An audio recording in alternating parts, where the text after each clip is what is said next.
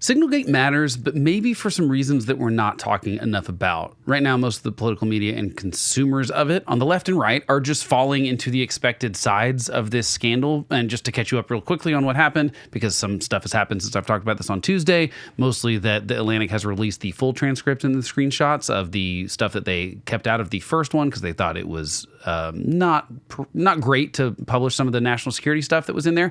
So anyway, what happened? You can watch that full video up here, or you can read the Atlantic story, which is in the description below. But the essential update is that we had this story where Jeffery Goldberg from the Atlantic was accidentally invited to a group chat in Signal by Mike Waltz, Trump's national security advisor, and this was on March 11th that he was invited. And then that group chat starts talking about this upcoming strike against the Houthis and debating some stuff back and forth about it. And on the 15th, Pete Hegseth gets into the chat and says, he's been in the chat, but he starts revealing the details of exactly when F-18s are going to take off, exactly when bombs are going to start dropping, the targets are where they're supposed to be, etc. And this is 30 minutes in advance of the planes taking off and 2 hours in advance of the bombs dropping. So this is, a journalist got leaked this information 2 hours before the bombs dropped, and then it confirms that the chat is real once the bombs start dropping. And that was the story that came out Monday and I talked about on Tuesday's show. But since then, as mentioned, the Atlantic has released the full transcripts because in front of Congress on Tuesday, the CIA director and Tulsi Gabbard, the the Director of National Intelligence, they both, sort of differently, but Tulsi Gabbard said under oath that there was no classified information in the chats, and the CIA director was a little more tricky about it. He said, I didn't reveal any classified information in the chats, which may be true, but Pete Hegseth certainly did. So don't know what the fallout on this is going to be, but the thing is, there's already been, as mentioned, this sort of predictable jump to which side you're going to be on this. And the MAGA side and the White House are trying to deny that any of this is a big deal. And I don't necessarily think that is true, but let's just talk about some of those stupid arguments coming from what I'm going to call the right, but the sort of MAGA crowd in the White House. Okay, the stupid arguments. The first one is that it wasn't war plans. The original Atlantic article called it Trump's admin sent me war plans, and they're now. Then the second article called them attack plans. And so MAGA's going, aha! See Jeffrey Goldberg, he's just out to get Donald Trump, and he called them war plans once, but then he moved the goalpost to attack plans. I would argue that what's the difference? We're talking about semantics there. Our U.S. military using F-18 and dropping bombs on terrorists, of which we, are still in a authorized war on terror. That's why the president can make this kind of call, because the Houthis are not connected to, they're not a state. They're sponsored by Iran. They're obviously given money by them, but, it's not a country that we're attacking, and it's not a declared war, but it sort of is. And so what's the difference between war plans and attack plans? Again, this is just stupid semantics. The headline, keep in mind, everyone's got to make a snappy headline, and explaining that they were war plans that were sent makes more sense in a headline than attack plans. Because what kind of attack plans are they? Trump attacks all sorts of people rhetorically. They attack the press. They're attacking judges. They're attacking law firms. Attack is not specific enough. War is a more specific. Okay, we're talking about military attack plans. Okay, so the point is, this is semantics. It's a stupid argument. Pete Hegseth was absolutely telegraphing exactly. That's why Jeffrey Goldberg knew to look on Twitter for, are there bombs dropping in Yemen at the time that Pete Hegseth said there would be bombs dropping in Yemen. So it's absolutely war plans, attack plans. That semantics doesn't matter. Don't let the MAGA crowd fool you into thinking this was somehow the goalpost moving by the Atlantic. I realize the Atlantic is a left-leaning publication. I realize they don't like Donald Trump. I get all this, but this was just Jeffrey Goldberg that got invited to it, which brings me to another one. Maybe Goldberg hacked the chat. That's another conspiracy going around. But that sort of proves the point that these people shouldn't have been using Signal to communicate this kind of stuff. If a journalist, if like a 60-year-old journalist from the Atlantic can hack this, don't you think Russian and Chinese governments could do so? It further proves the point that this was the wrong place to have this conversation. So it's a stupid argument from the right. The other one is that none of this stuff was classified, because I guess they're saying it's not classified, it's sensitive, and there's a difference between those two. But look, I don't know about the legalities here. The CIA director, John Ratcliffe, was saying at that Senate Intel Committee that, look, we are approved on using Signal for certain things. And I'll get into that in a little bit because I do think there's an important part about the Signal part that he has a point on. But the point for now is that the rules, though, say that you cannot share sensitive information or classified information. It's more for like coordinating work chat. It's kind of like a Slack of sorts sometimes that they're using this for. And it's on personal devices, which are not approved to have these kind of conversations for obvious reasons because they're more hackable than the government devices they have. And so obviously, so the right's argument here is that it's not classified. We weren't specific about the targets. We weren't specific about all of the details. This wasn't every detail of the war plan. Look, it's enough detail. If it wouldn't have been Jeffery Goldberg, let's just say that it was someone sympathetic to the Houthis in Iran, and they leaked that information to Iran, and Iran told the Houthis about it. It could have made this not work. They could have had counterattacks. They could have been attacking our planes somewhere. So this absolutely, it doesn't matter if it had a stamp on the top of the page that said classified. The way we designate stuff is specifically when we're talking about these kind of attack plans, they're classified the second someone opens their mouth and starts talking about them. That's why we have these conversations in a skiff. That's why we require that. We don't want people having these conversations where cell phones are. And that's part of the deal. And all of these people have that ability. So this was absolutely classified or sensitive enough information that it absolutely should not have been talked about in Signal. And again, them trying to say that maybe Goldberg hacked his way in instead of just admitting that they made a mistake is, again, proof that that's why we shouldn't be having these conversations in Signal. The other excuse coming from MAGA world, from Trump himself actually, is that Pete Hegseth did nothing wrong here. So he was asked by a reporter if Defense Secretary Pete Hegseth should be worried about his position amid the scandal, and Trump rushed to his cabinet member's defense. Hegseth, he was doing a great job. How do you bring Hegseth into it? He had nothing to do with this, Trump said in response. He also told reporters that he believes Signal, an encrypted messaging app, could be defective in light of the scandal. Okay, this is again, two more things that I'm going to go ahead and say prove my point. One, Pete Hegseth is the person that revealed the sensitive information inside the chat. He might not be the person that invited Goldberg in, but he is the person that was revealing information inside of a Signal chat that he knows he should not have done. It was a bad judgment on Pete Hegseth's part. And then for Trump to say, hey, maybe there's something wrong with Signal. Well, maybe. But if that's the case, that's also a reason to not use Signal for this kind of official government stuff. But these aren't really the things that matter. These are the arguments we're having on the left and right. Here are the things that I think we should be talking about, okay? First of all, this is very similar to Hillary Clinton. We had a big brouhaha in 2016 with Hillary Clinton's private email server that she set up in her house, and for a while it was unencrypted, and then it was encrypted, and we know that there was classified information passed through her personal server email address, and that is not okay, right? And Republicans were justifiably, I believe, including myself, up in arms about this because there was no consequence for it for Hillary Clinton. They let her have a pass because she was too high up, and these are things that if anyone else did below them in rank, they would be fired for sure and possibly prosecuted. So to me, and what a lot of people I think on the right felt, was that this is a two-tier justice system where if you're the Secretary of State and you do something not foolish, but to me, the Hillary Clinton thing, the reason we were upset about it is because it was so clearly an effort to circumvent the official communication that we make government employees use, whether that was for convenience or to hide conversations from people. Because remember, she also tried to wipe these email servers. That's what we didn't trust about the Hillary Clinton email servers, is that it seemed like she was having a conversation that we would not have access to through Freedom of Information Acts or through government records. And what is the difference between that and the Signal use here? And this is not the problem, though, is that Democrats defended Hillary Clinton, and we had the but her email stuff as if that was it was a nothing burger. We shouldn't have made such a big deal out of it.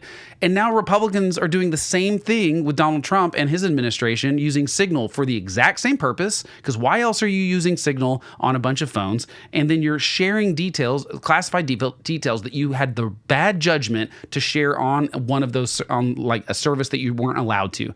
And so to me, they're the same thing. There's not a difference difference between these two things. The problem is that the Democrats defended Hillary Clinton's use of this, and the Republicans are defending Donald Trump, his administration's use of Signal. And so nothing will ever change. But I think it's very clear that we need to change, like we need to make sure that this system is changed going forward. So I don't like this at all. And like I said, imagine if these attack plans have been compromised by not a journalist who waited and did the proper thing and waited 10 days to do it. He didn't tweet it. He didn't get on Twitter right away before the attacks happened and gave the Houthis a warning or something. This could have been very bad. And my point is that I think it will happen. It's clear that the people at the top are not taking national security seriously, and they are more concerned with their convenience than they are national security. And I don't like that Donald Trump doesn't seem to be taking it seriously. I don't like that Hillary Clinton didn't take it seriously. I don't like that Joe Biden ended up with documents in his garage. I don't like it ever, okay? I think it's bad all the time. I think it will bite us at some point. We're lucky that it hasn't, okay? The other reason I think it matters is because I'm sympathetic to the use of Signal, because in some ways I do understand what they're saying, and that the sense that, first of all, there's no asynchronous way for them to communicate, apparently. You can coordinate and say we're all going to get in the skiffs and we're going to get on a sort of FaceTime call. It's not FaceTime, but like some sort of video call or call that's secure on government approved stuff, and we're going to talk about this stuff, but you have to do that in real time. And when you are coordinating things like this across, a lot of different agencies, a lot of different cabinet positions, these are all really busy people. They're traveling all over the world, and they probably do need a way to message each other. Like everyone and every job they've had has used like Microsoft Teams or Slack or something like Signal or WhatsApp or iMessage, whatever it might be. We all have these kind of chat things. And it is a little crazy to me that the government doesn't apparently have an asynchronous way to communicate with each other that's secure. They're not allowed to have Signal on their phones. And Signal is a great application. It really is. It's end-to-end encrypted. It is, I trust it more than like WhatsApp, because WhatsApp's owned by Meta. And frankly, I just don't trust Meta on a lot of stuff. But Signal is great. I use Signal, but it's not okay for government employees to use it because there are security problems with it. They're not huge. It's like phishing scams where someone can copy your stuff and have it live on a desktop version of it or another phone, for example, and you're not aware that they're getting copies of everything on your message. It's a phishing kind of scam where you have to trick someone into scanning a QR code, and you have to but those happen all the time. And people think hackers are always doing these like crazy things like they do in the movies. Really, most of the time what they're doing is they're doing social hacking. They are figuring out people's passwords. They're doing phishing scams. They're getting like people duped, and then they're giving their credentials, and then they're going in and they're monitoring these kind of things. That's normally how this kind of hacking stuff happens. It's a social hacking situation. Well, I believe it was, I can't remember the publication, but they looked into it and they said all of these people's, at least some sort of version of their private phone numbers and a lot of their email addresses and previous passwords for things are caught up in a lot of these hacks that are public and on the internet. So you can find people's phone number, which means you can invite them to Signal, which you can make them think you're someone they're not. There's all sorts of ways that this is bad, and that's the reason we don't allow government employees to use private phones. But I do think they need a way to, using encryption and in a way that stores those messages so that we have Freedom of Information Act capabilities to have records of those conversations later. I think we need to give high-level government employees ways to talk asynchronously. If someone's on a plane and they can't talk and then they get off, they can write their little message back in the thing, and you can keep this group chat going. I see a need for that. And so it's worth having a conversation. But I think that to do that, the Trump administration has to admit that a mistake happened. If they don't admit a mistake happened and say we need to fix it, there's not going to be any reason to fix it, right? So I think that's the big problem here, is that I think Americans are very forgiving of people when they say, we screwed up. Government screws up all the time. First of all, that's a part of the reason they classify things is because they're trying to cover their asses. But in this situation, if the Trump administration said, you know what, they screwed up, now I don't really care about punishment. I do think Mike Waltz and Pete Hegseth should resign. I think someone needs to be fired for this, because I think Pete Hegseth should know better. And I think he just got caught up in the moment, excited about, I think this is the first strike from the second Trump administration. It's his first strike that he is part of as the Secretary of Defense. I think he just got caught up in the moment probably and got excited about it. But it's a bad judgment call. I don't think he was being evil. I don't think this conversation is some sort of, it's not like, aha, they're conniving and they're like, it's not like that. I mean, I'm going to talk about that conversation in a second, but the thing is, it's a bad judgment call, and it's something we can't allow that mistake to happen twice. But it would take Donald Trump himself to say someone's being held accountable for this, and here's how we're going to fix this problem. partner with Signal and have them help build you a government version of that, or Slack, or whoever you want to. Because, I mean, it's not very apparent. Have Elon Musk little minions build you an encrypted end-to-end encryption app that you could actually store this stuff and you could put on the government phones. Like, do something, you know? We need a better system here. And I think this is one situation where it's pretty obvious. It's not like the movies. We do not have this like high technology capable government where they have these secure encrypted devices that they can communicate in any way they want to. I think we should be able to give people in cabinet positions specifically a way to communicate with each other asynchronously. And so I am sympathetic to using something like Signal, although I still think there would need to be rules about what they can and can't say on those things. I think using it to coordinate meetings and things, great. I don't think it's where policy discussion should be happening. I don't think it's where attack plans should be happening, but we should have that discussion as Americans, and Congress should have that discussion, and the Trump administration should be talking about this. But if we just keep not taking any blame when our side messes up, nothing's going to change. And eventually this will cause a real problem where some sort of leak like this will cause harm to our troops or something. And that's going to be, you know, it'll be too little too late at that point. So fix this problem right now. Just man up. Donald Trump has the first of all, I mean, one reason they should do that is because 60% of Republicans in this YouGov poll that came out on Tuesday, the question was asked is, how serious a problem do you think it is that senior members of the Trump administration, including Vice President J.D. Vance and Defense Secretary Pete Hegseth, discussed highly sensitive military plans using an unclassified chat application in a group that inadvertently included a journalist? 74% of Americans thought that was either very serious or somewhat serious, and 60% of Republicans thought that. And so my point in this is that Donald Trump can do whatever he wants with the Republican Party. Anything he says, they agree with. So why not take the opportunity to say, you know what, Mike Waltz screwed up. I'm not going to fire him for it, but he screwed up, and we do need a way to fix this, and we'll make sure it doesn't happen again. I would applaud that, and I think it's the right thing to do. But if we just keep not taking the blame when, like, Hillary Clinton didn't take the blame for this. She made excuses. Donald Trump made excuses for his documents at Mar-a-Lago. I think the buck has to stop somewhere. We've got to demand that this stops, and it could be Trump's. Like, he could do the right thing here, and I wish he would. The last problem that I think is maybe the most important part is that Europe is now fully aware that we are absolutely not their ally anymore. And that's because of J.D. Vance's and Pete Hegseth's prior conversations before the classified stuff started coming in. They were specifically talking about, should we do this now? Should we not? And so here's what Michael Waltz says. As we stated in the first PC, we have a fundamental decision of allowing the sea lanes to remain closed or to reopen them now or later. We are the only ones with the capability. Unfortunately, they're talking about military capability. From a messaging standpoint, we absolutely add this to the, I assume he meant, list of horribles on why the Europeans must invest in their defense. And I'm sympathetic to the fact that Europeans need to invest more in their defense. I think that we've been carrying them, and the weight of our military power has allowed them to spend their money on social welfare programs over the last 80 years, and instead of arming up a little bit more and following. Trump likes to talk about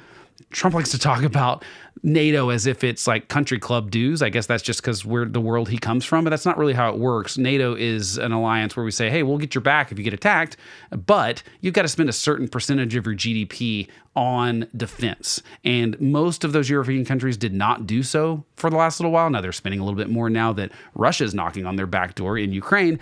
And so the point is, I think that's a valid argument, and that's something we should absolutely talk about. But to have this laid out in plain text is concerning, because then J.D. Vance says, if you think we should do it, let's go. I just hate bailing Europe out again. And then J.D. Vance continues to say, let's just make sure our messaging is tight here. And if there are things we can do up front to minimize risk to Saudi oil facilities, we should do it. And then Pete Hegseth chimes in, I fully share your loathing of European freeloading. It's pathetic, in all caps. But Mike is correct. We are the only ones on the planet on our side of the ledger who can do this. No one else is even close. Question is timing. I feel like now is as good as any time, given POTUS directive to reopen shipping lanes. I think we should go, but POTUS still retains 24-hour of decision space. And, you know, the problem with this, I think, is going to be that Europe already knows. Like, I mean, they were already pretty sure that the Trump administration was pretty against them, but I think this is going to solidify it. And Jonah Goldberg points out, with no relation to Jeffrey Goldberg at the Dispatch, so go ahead and bicker about whether the information in the chat was merely sensitive rather than classified. That's not unimportant, but it pales in comparison to the significance of the revelation that Donald Trump, a man who has made his contempt for our allies well known, is also surrounded by people who share that contempt and seek to nurture it. They not only have contempt for our allies, they have contempt for any conception of national honor that leads us to aid our allies without being able to bill the beneficiaries. You can scoff at such notions of honor, but as a matter of realpolitik, it helps if the world doesn't know what our leaders really think. And the point he's making is that this is out in the open, and this is another reason that we have SCIFs. It's not just to protect the classified military information. It's so that we don't show all our cards and we don't tell people exactly what we're thinking.